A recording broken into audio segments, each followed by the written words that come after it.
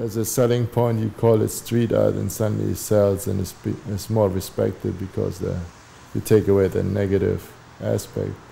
So they call us now what, street artists, and graffiti is barely used anymore. So I guess that's what it is. Whatever. I mean, we call ourselves more muralists, if anything. You know, I mean, we always painted in the streets and whatever. It doesn't make it street art, whatever. Mm-hmm.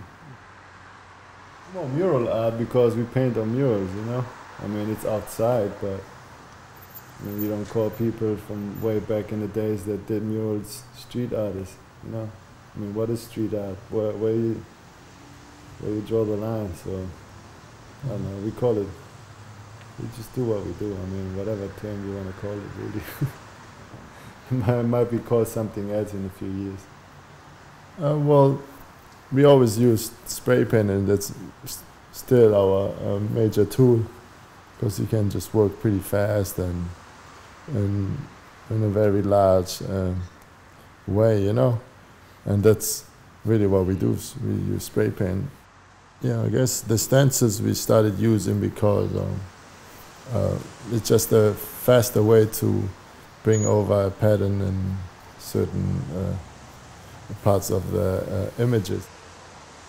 Well, the red, white, and black developed really throughout our travels around the world, and mainly through South America.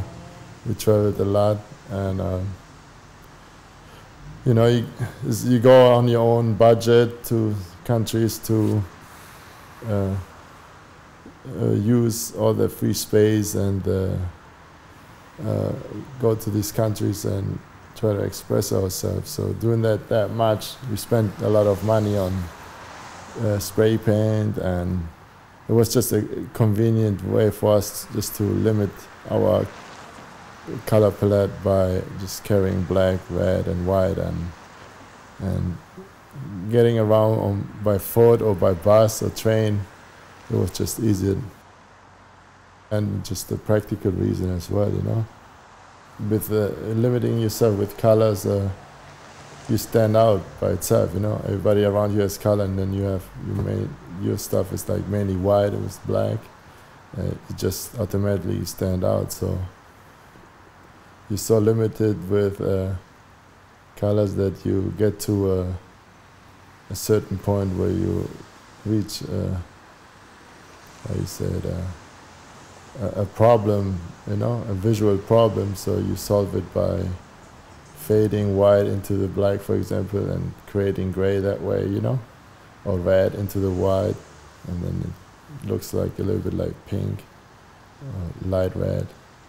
So, you know, it's an interesting way. I mean, when you see the huge murals that we've been doing, we solved the problem just by adding grays and different tones of red, you know, into the mural, just because of the huge size of the mural, and you know, it makes it look more interesting, you know.